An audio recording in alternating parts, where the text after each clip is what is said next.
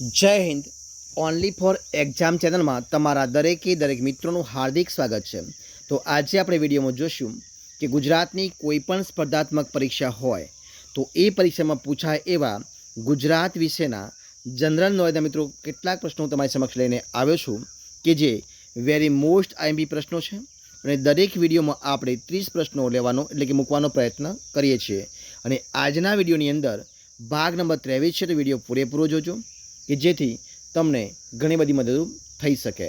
તો જોઈએ પ્રશ્ન નંબર 1 તમારી સમક્ષ છે આજના વિડીયોનો। તો કે સૌથી વધુ ભેજવાળા જંગલો કયા જિલ્લામાં છે? તો સૌથી વધુ ભેજવાળા જંગલો એ ડાંગ અને સુરત જિલ્લામાં છે। કયા જિલ્લામાં છે? ડાંગ અને સુરત જિલ્લામાં છે। નવલખી બંદર કયા જિલ્લામાં આવેલું છે? તો મિત્રો નવલખી બંદર છે, નવલખી બંદર મોરબી જિલ્લામાં, કઈ જિલ્લામાં? મોરબી જિલ્લામાં આવેલું છે। પ્રશ્ન આપણે આગળ જોઈએ કે ગુજરાતના કયા સુલતાનને શારજહાં સાથે સરખાવવામાં આવે છે? તો મુઝફ્ફર શાહ પ્રથમને। કોણે? મુઝફ્ફર શાહ પ્રથમને। પ્રશ્ન આગળ હેમચંદ્રાચાર્ય કોણે? હેમચંદ્રાચાર્ય કયા વ્યાકરણ ગ્રંથની રચના કરી હતી? તો સિદ્ધહેમ શબ્દાનુશાસનની। હાથમતી નદીના કિનારે અહમદનગર એટલે કે હિંમતનગરની સ્થાપના કોણે કરી હતી? તો એ કઈ મિત્રો? અહમદ શાહે કરી। કોણે કરી હતી? અહમદ શાહે કરી હતી। પ્રશ્ન આગળ કે સૂર્યદેવની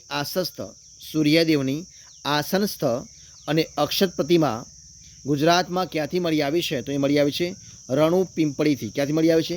રણુપિંપળીથી। વાઘેલા વંશનો સ્થાપક કોણ હતો? તો વાઘેલા વંશનો સ્થાપક હતો વિશલદેવ। કોણ હતો? વિશલદેવ। જોઈએ પ્રશ્ન આપણે આગળ કે ગુજરાતમાં ગાયકવાડ મરાઠા શાસન કયા વિસ્તારમાં હતું? તો એ હતું મહી નદીની દક્ષિણના પ્રદેશમાં। કઈ જગ્યાએ? મહી નદીની દક્ષિણના પ્રદેશમાં। જયસિંહની માતાનું નામ શું હતું? તો મિત્રો જયસિંહની માતાનું નામ હતું મિનળદેવી। શું નામ હતું? કયા જયસિંહ? તો સિદ્ધરાજ જયસિંહની માતાનું નામ હતું મિનળદેવી। નવજીવન એક માસિક છે તો એ માસિક કોણે શરૂ કર્યું હતું?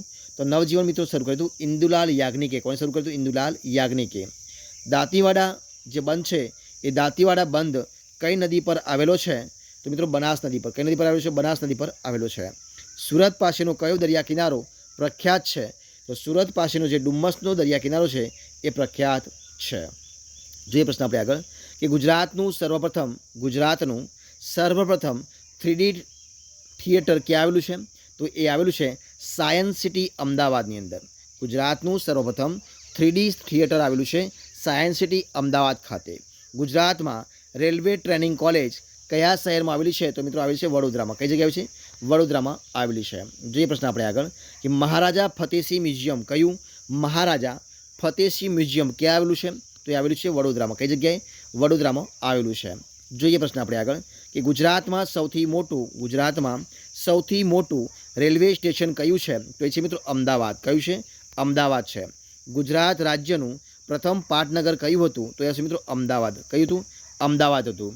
જોઈએ પ્રશ્ન આપણે આગળ કે ગુજરાતમાં સૈનિક શાળા ક્યાં આવેલી છે?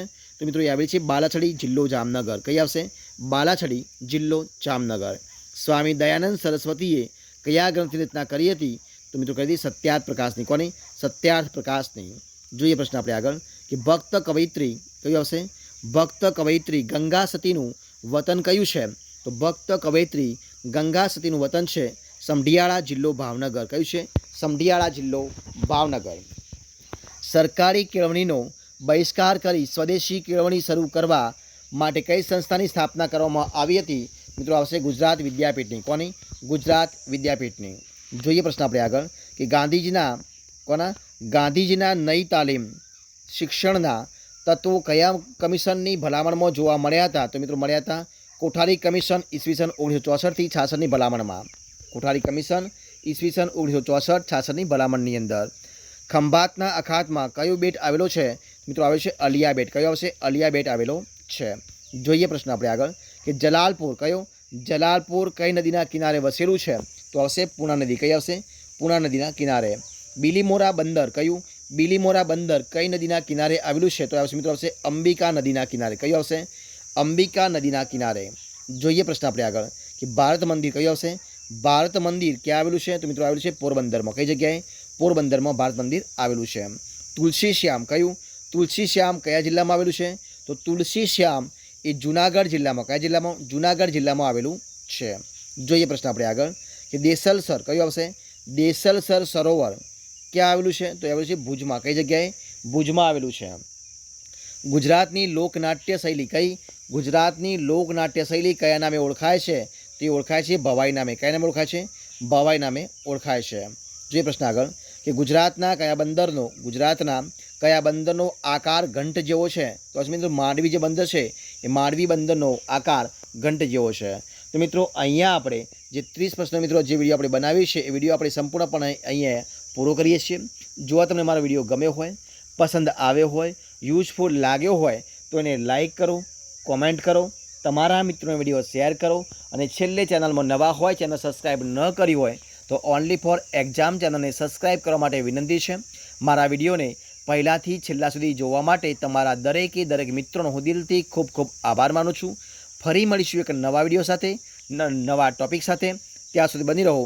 જય હિન્દ, જય ભારત, જય જય ગરવી ગુજરાત. Best of luck.